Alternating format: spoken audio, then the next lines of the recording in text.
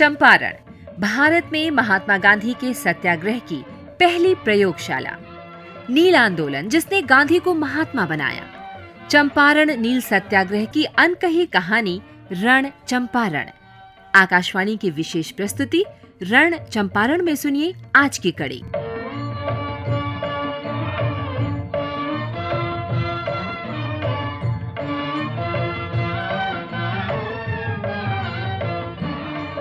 जांच समिति का काम 14 अगस्त को पूरा हो गया, लेकिन रिपोर्ट को अंतिम रूप देने से पहले वो निलहों को एक मौका और देना चाहती थी, खासकर शरहबेसी के मामले में।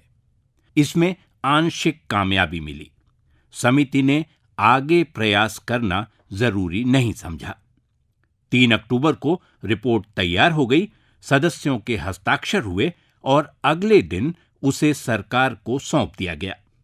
अध्यक्ष F.G. स्लाई इस पर दस्तखत करने वाले पहले सदस्य थे और महात्मा गांधी अंतिम।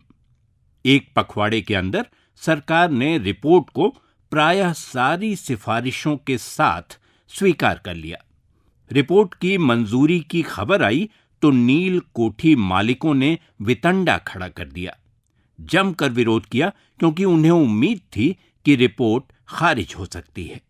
कहा कि सरकार चाहे जो फैसला कर ले, वे विरोध करते रहेंगे। इस अभियान का नेतृत्व मोतिहारी कोठी के इरविन कर रहे थे। इरविन खास तौर पर समिति में निलहों के प्रतिनिधि रीड से नाराज थे। उन्होंने कहा, हमारा प्रतिनिधि होकर उन्होंने ऐसी रिपोर्ट पर हस्ताक्षर किए, इसके लिए हम उनसे निपट लेंगे। मैं इस तरह के बर्ताव के आगे नहीं झुकूंगा।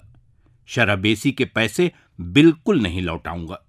जरूरत हुई तो उसी पैसे से अंत तक मुकदमा लड़ूंगा।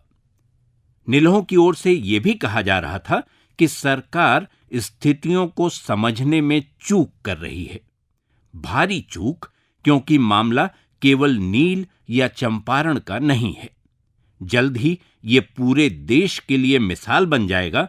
लोग उठ खड़े होंगे और तबाही होगी।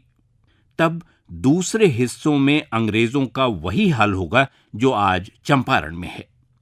मुख्य सचिव मैकफरसन ने कहा, रिपोर्ट की सारी बातों पर सरकार गौर कर रही है और वक्त आने पर उचित कदम उठाया जाएगा। अभी कोई कार्रवाई करना असंभव है। उन्होंने यहां तक कहा कि इस समय कोई निलहा बेवकूफी कर बैठा तो नुकसान सबका होगा। निलहे शांत नहीं हुए, कहते रहे कि लेफ्टिनेंट गवर्नर एडवर्ड गेट जो काम कर रहे हैं उसका परिणाम कल्पना से अधिक भयावह होगा। खून खराबा होगा और इसके लिए सब सामूहिक रूप से जिम्मेदार होंगे। गेट इसके बावजूद न केवल डटे रहे, उन्होंने सिफारिशों के आधार पर विधेयक तैयार करने की अनुमति दे दी। नवंबर के अंत में राजस्व सदस्य मॉड ने विधेयक सदन में पेश कर दिया। सदन ने चर्चा की, उसे पारित कर दिया, गवर्नर जनरल की स्वीकृति मिली और वो कानून बन गया। Champaran agrarian act. जांच समिति की रिपोर्ट और सिफारिशों को अंतिम रूप देने में अध्यक्ष स्लाई और उसे अक्षरशः स्वीकार करने में छोटे लाट की भूमिका का अंदाजा कमोबेश सबको था। महात्मा ने इस बाबत आत्मकथा में लिखा, निलहों की ताकत जबरदस्त थी, पर गेट अंत तक अटल रहे। उन्होंने सिफारिशों पर पूरा अमल किया। इसी के साथ 100 साल से चली आ रही तिनकठिया व्यवस्था टूट गई। निलहों की सत्ता का सूरज अस्त हो गया। नील के धब्बे, जिनके मिटने की उम्मीद नजर नहीं आती थी, आखिरन मिट गए।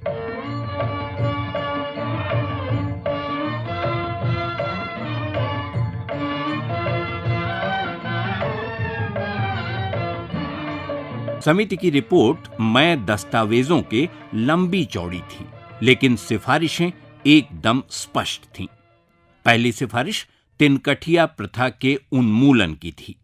यह भी कहा गया कि तिनकठिया व्यवस्था न केवल नील बल्कि किसी उपज के लिए नहीं लगाई जा सकती। पटना गांधी संग्रहालय के आसिफ वसी कहते हैं कि महात्मा इसके विरुद्ध कोई बात सुनने को तैयार ही नहीं थे। जांच कमेटी की जो मुख्य सिफारिश थी कि वो 3 कठिया सिस्टम को इन लोगों को ख़त्म करना था पहले। उसके अंदर क्या था कि लोग जैसे एक लैंड रिफॉर्म का जहाँ पे बात होती थी, वहाँ पे नील वाले ये लोग अपना खड़े हो जाते थे कि नहीं, इस पे खेती चल रही है तो ये नहीं होगा। तो गांधी जी को ये सिस्टम बिल्कुल पसंद नहीं, तो उन्होंने कहा नहीं, पहले आप इसको एबॉलिश कीजिए, फिर हम आगे की बात आपसे करेंगे। अन्य सिफारिशों में पट्टा लिखवाने के नियम बदल दिए गए ताकि कोई इकरारनामा किसान की मर्जी के खिलाफ न हो और उसकी अवधि 3 साल से ऊपर न रखी जाए। रैयतों पर जुर्माना करने को अवैध बना दिया गया। लेखक और चंपारण पर शोधकर्ता अरविंद मोहन कहते हैं कि इसी के साथ तमाम और थोपे हुए नियमों को गैर कानूनी बनाने का प्रावधान कर दिया गया।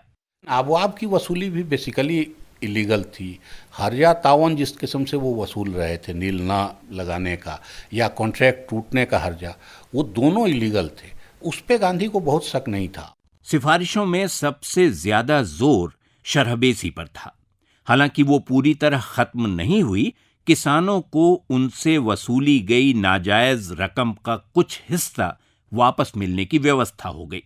ऐसा ही नकद या हैंड नोट के जरिए हुए तावान के भुगतान के साथ हुआ। अरविंद मोहन के मुताबिक इसके साथ एक और चीज खत्म हुई जिसका जिक्र महात्मा ने कभी नहीं किया। नील हटाने के साथ गोरी चमड़ी का डर हटाना उनके एजेंडे का दूसरा पॉइंट है। और राजेंद्र बाबू ने अपनी किताब में हल्का जिक्र किया है कि हमने कहा कि होम रूल और इसको, तो गांधी ने उनको जवाब दिया कि हम जो कर रहे हैं ये हो जाने दो, इसमें होम रूल और स्वराज सब कुछ आ जाएगा। और जब वो मुजफ्फरपुर की एक सभा में गए तो वहाँ वो कहते हैं कि हमने नील हटाने का स्वराज तो लगभग हासिल कर लिया है, अब जो हम काम कर रहे हैं वो ये है कि स्वराज की अपनी व्यवस्था कैसे चलाएंगे। आसिफ वसी कहते हैं कि इन सिफारिशों पर पूरा अमल नहीं हो पाया, लेकिन जितना हुआ उसने चंपारण नील उद्योग की कमर तोड़ दी। इसके लिए 3 कठिया और अबवाब का खत्म होना ही काफी था। बेसिक जो थे, जो 2-3 जो बेसिक थे, उसमें 3 कठिया सबसे पहला था, वो उस पे लोगों ने फोकस करके इसको एबोलिश किया। बाकी जो सारे सिस्टम में जो आपके पास 15 पॉइंट आए थे, उस पे लोगों ने कोशिश की, कुछ काम हो सका, कुछ नहीं हो सका उसमें। नील हो बल्कि सरकार ने भी भरसक प्रयास किया कि चंपारण में नील युग के अंत की खबर गांव-गांव न पहुंचे, लेकिन खबर पहुंच गई। कुछ छपे पर्चों से, लेकिन ज्यादातर मुंहजबानी।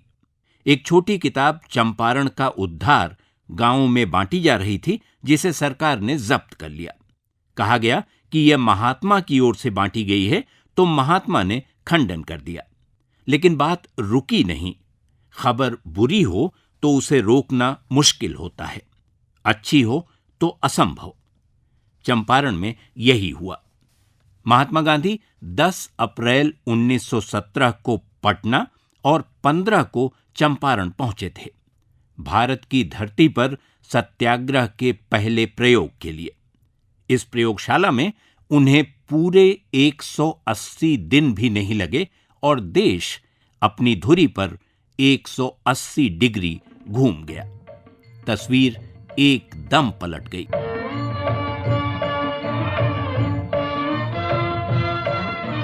अभी आप सुन रहे थे आकाशवाणी की विशेष प्रस्तुति रण चंपारण। परिकल्पना, शोध, आलेख और स्वर मधुकर उपाध्याय। प्रस्तुति विनोद कुमार। अगली कड़ी कल इसी समय इसी चैनल पर।